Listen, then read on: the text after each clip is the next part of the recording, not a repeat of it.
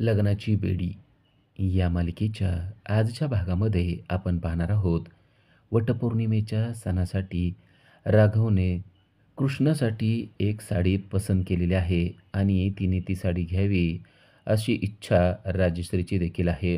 राजश्री सांगते की लवकरात लवकर आपल्याला या दोघांचं लग्न लावणं गरजेचं आहे आणि सांगते की तुला ही साडी आवडते का बघ, नसेल तर आपण दुसरी घेऊया.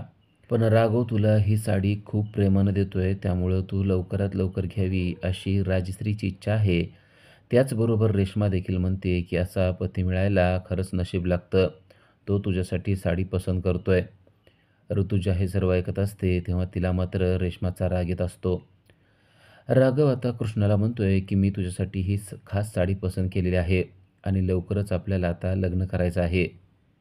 राजश्रीला मात्र या सर्व गोष्टीचा चांगलाच आनंद होतोय. कारण स्वतः राघव या लग्नासाठी तयार झालेला आहे आणि लवकरच सिंधू आणि राघव यांचं लग्न झालेलं आपल्याला पाहायला मिळणार आहे. इतका वेळ राघव तिच्या शेजारी उभा आहे तरी देखील तिने साडी घेतलेली नसते. तेव्हा मधू म्हणते, "जर तिला आवडत नसेल तर तू का फोर्स करतोय राघव? राहू दे ना." राघव म्हणतो, "असं काहीच नाहीये. साडी तर तिला आवडलेली आहेच आहे. त्याचबरोबर ती लग्नाला देखील तयार आहे." राघवने कृष्णाच्या परवानगी न घेता डायरेक्ट ती लग्नाला तयार असल्याचा बॉम्ब फोडलेला आहे आणि त्यामुळे मधूचा मात्र चांगलाच जळफळाट झालेला आहे. कृष्णा त्याला हळूच म्हणते, "तू हे काय बोलतोय? तुला कळतंय का?" तेव्हा तो तिच्या जवळ येतो आणि म्हणतो, "हो, मला सगळं काही कळतंय. मी तुला सांगितलं ना, की मी आता सिंधूला विसरून गेलेलो आहे. 1 महिना झालं ती निघून गेली आहे. मला कसलीच काही खबरबात सांगितली नाही. ती कुठे गेली आहे, काय करते सांगितलं नाही. आता मला तुझ्यामध्येच सिंधू दिसते. त्यामुळे मला त्या सिंधूची गरज राहिलेली नाही आहे." कृष्णा म्हणते, "फक्त 1 महिन्यामध्ये तू तिला विसरून गेला का?" राघव म्हणतो, "तू तसं समज, पण आता मला फक्त तुझ्याशी लग्न करायचं आहे." तेवढ्यात राजश्री उठते आणि तिला सिंधूकडे यायचं असतं. सिंधू देखील लग्नासाठी तयार आहे. या गोष्टीमुळे राजश्रीला आनंद झालेला आहे आणि राघव आणि सिंधू यांना आशीर्वाद देण्यासाठी ती तिच्या जवळ आलेली असते. राजश्रीला खूपच छान वाटतं. "सिंधू, बरं झालं. आता आपण चांगला मुहूर्त काढून अगदी दणक्यात तुमचं लग्न लावून देऊया." असं ती बोलते तेव्हा रुक्मिणीचा चेहरा अगदी पाहण्यासारखा झालेला असतो. "सिंधू, आता या लग्नाची सगळी जबाबदारी माझी आहे आणि मी तुमचं दोघांचं धूमधडाक्यात लग्न लावणार आहे. मी स्वतः तुला तयार करणार आहे," असं देखील राजश्रीने म्हणलेलं असतं. राघव मुद्दाम कृष्णाच्या डोळ्याकडे पाहत असतो आणि तिच्या प्रत्येक भावना कॅप्चर करत असतो. राजश्रीने सिंधू आणि राघव या दोघांनाही आपल्या जवळ घेतलेलं आहे. आता या दोघांचं लवकरच लग्न होणार या गोष्टीने मधूचा मात्र चांगला जळफळाट झालाय. आपली सगळी स्वप्न तुटून गेली, त्यांचा चकनाचूर झाला. या गोष्टीमुळे संतप्त झालेली मधू तिच्या रूममध्ये येते. मधूला हे सगळं काही पटलेलं नसणार आहे या गोष्टीची जाणीव कृष्णाला झालेली असते आणि कृष्णा देखील तिच्या मागोमाग येते. कृष्णा आता तिला पटवून देण्याचा प्रयत्न करते की आपल्याला हे लग्न करायचं नाहीये आणि ती हसत तिला बोलत असते. पण मधूचा वाढलेला पारा मात्र तिच्या लक्षात आलेला नसतो. ती मधूला सांगते की "तुला काय वाटलं आपण खरोखरच त्या लंबूशी लग्न करणार आहे का? असं काही नाहीये. आपण त्या लंबूशी अजिबात लग्न करणार नाहीये. पण तुला हे खरं वाटणार नाही ना? म्हणून खास तुला ते सांगण्यासाठी मी इथं आलेले आहे की तू या लग्नासाठी काही काळजी करू नको. आपण त्या लंबूशी लग्न करणार." एवढ्यात मधूने तिच्या कानाखाली ठेवून दिलेले असते. सिंधूसाठी हे सगळं अनपेक्षित असतं. मधूने आपल्या कानाखाली ठेवून द्यावी. आता आपण तिचा बदला घ्यावा असं तिला वाटतं, पण क्षणात ती म्हणते की माझ्या सावीसाठी मला शांत राहावं लागणार आहे. आता ही वेळ बदला घेण्याची नाहीये, तर सावीसाठी थोडंसं शांत राहण्याची आहे.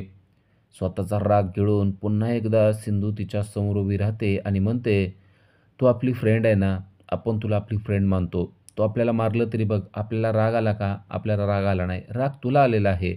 मी तुला सांगते ना, की मी तुझी फ्रेंड आहे." मधू म्हणते, "तू माझी फ्रेंड असशील, पण मी तुझी फ्रेंड नाही आहे. आणि तुला काय वाटतं गं? तू माझ्याशी डबल गेम करते हे मला कळत नाही का? तू जेव्हा राघवच्या जवळ असते ना, तेव्हा तू त्याच्याशी कशी बोलत असते ते मी बघितलेलं आहे. तुला देखील राघव आवडायला लागलाय असं मला वाटतंय आणि का आवडणार नाही? तुझं आयुष्य सगळं चोऱ्या करण्यात गेलेलं आहे ना. आता तू राघवला माझ्यापासून चोरायला लागलेली आहेस ना. आणि तुला आता निवांत खायला प्यायला मिळणार इथं म्हणल्यानंतर तू कशाला जाशील इथून?" पण लक्षात ठेव, मी देखील मधू आहे. माझ्या आणि राघवच्या मध्ये येणाऱ्या प्रत्येक माणसाला मी आडवं करू शकते आणि तू जरी आलीस तर तुलासुद्धा आडवं करू शकते. त्या सिंधूला तर मी आडवं करून टाकलेलंच आहे. त्यामुळं तुला आडवं करायला मला काही जास्त वेळ लागणार नाही आहे. मधूने खरं तर रागाच्या भरात स्वतःची सगळी पापं आणि कारस्थानं कृष्णाच्या पुढं म्हणजेच सिंधूच्या पुढं मान्य केलेले आहेत. सिंधूला या सर्व गोष्टीचा खूपच राग येतोय. पण सध्याची वेळ आपल्या हातात नाही आहे, त्यामुळं आपल्याला ही वेळ सांभाळून नेणं गरजेचं आहे, अशी विचार करणारी सिंधू पुन्हा एकदा मधूला गोड बोलायला सुरुवात करते. मधू मात्र रागानं तिला म्हणते, की "आता तुला ती दत्तक मुलगी पाहिजे होती ना, तिचा विषय तू कायमचा सोडून दे. कारण तू एक चूक केलेली आहे ना, त्या एक चुकीची एक शिक्षा तुला तर द्यायलाच पाहिजे. त्यामुळं आता तुला दत्तक मुलगी मिळणार नाही." तेव्हा सिंधू लगेच तिच्या जवळ बसते आणि म्हणते, "हेच तर तुला कळत नाही आहे. अगं खरंच मला त्या लंबूमध्ये काही इंटरेस्ट नाही आहे. मी तुला कसं पटवून देऊ तेच मला कळत नाही आहे. पण मला पटवून देण्यासाठी काय करावं लागलं तरी मी करायला तयार आहे. पण मी तुला स्पष्टपणे सांगते, की मला त्या लंबूमध्ये इंटरेस्ट नाही. तुला माझं खोटं वाटतंय ना? बरं. आत्ताच्या आत्ता आपण राजश्री मदरकडे जाऊया आणि या गोष्टीची शहानिशा करूया." राजश्रीचं नाव घेतल्यानंतर मधूला मात्र ही गोष्ट आता खरी वाटते. तिला वाटतं, की खरोखरच कृष्णाला राघवशी लग्न करायचं नसणार आहे. ती म्हणते, "कशासाठी जायचं आहे आपण राजश्री मदरकडे? काय काम आहे तिथं तुझं?" तेव्हा मधूला कृष्णा सांगते, की "काय काम आहे ना, ते तुला तिथं गेल्यानंतर कळेल." मधू म्हणते, "तू माझ्याशी डबल गेम करते. तू राघवशी लग्न करूनच शांत होणार आहे, हे आता मला समजलंय." तेव्हा कृष्णा तिचा हात धरते आणि "तू आत्ताच्या आत्ता राजश्री मदरकडे चल, तिथं गेल्यानंतर मी काय सांगते बघ," असं म्हणून ते तिला तिच्या रूममध्ये घेऊन जाते. राजश्री तिच्या रूममध्ये उभी असते. मधू आणि कृष्णा एकत्र आलेल्या पाहून खरं तर राजश्रीला देखील धक्का बसतो. "तुम्ही दोघी चक्क एकत्र आलाय," असं देखील ती म्हणते. तेव्हा कृष्णा सांगते, की "मला तुमच्याशी महत्त्वाचं बोलायचं आहे."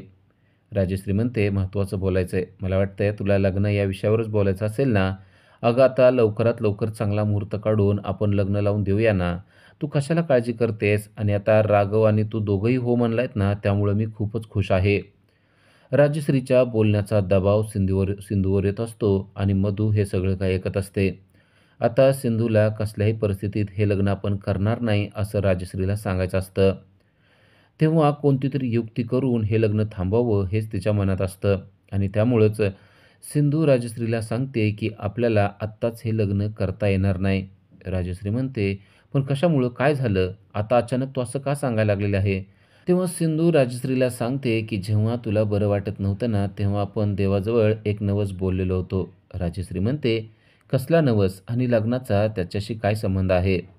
तेव्हा कृष्णा सांगते, की "लग्नाचाच त्याच्याशी संबंध आहे. जोपर्यंत तुला ठणठणीत बरं वाटत नाही, तोपर्यंत आपण लग्न करणार नाही, असं आपण नवस बोललेलो होतो." राजश्री म्हणते, "पण मला तर आता बरं वाटत आहे."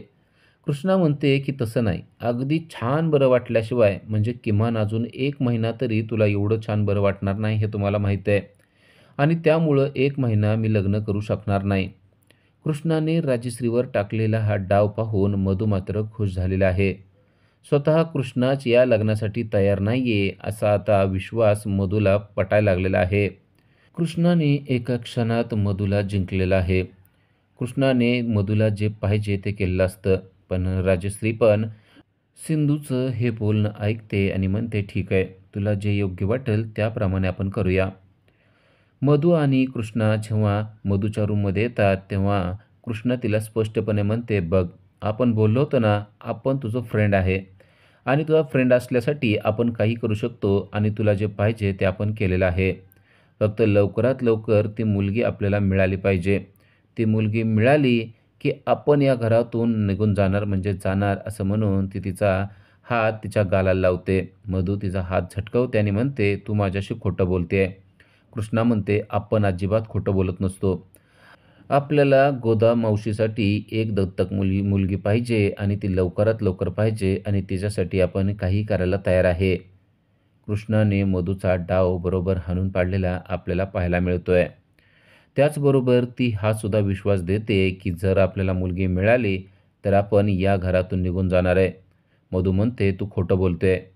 तेव्हा कृष्णा तिला म्हणते, "आपण अजिबात खोटं बोलत नाही. आपलं खोटं वाटतंय ना, पिंकी प्रॉमिस असं म्हणून ती तिच्यापुढं बोट धरते.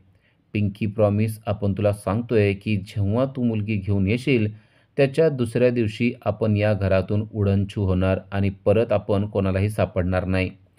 स्वतः कृष्णा हे सर्व काही बोलते आणि ती या घरातून लवकरात लवकर निघून जाऊ शकते. फक्त आपण तिला एक मुलगी आणून देणं गरजेचं आहे, असं आता मधूला पटलेलं असतं.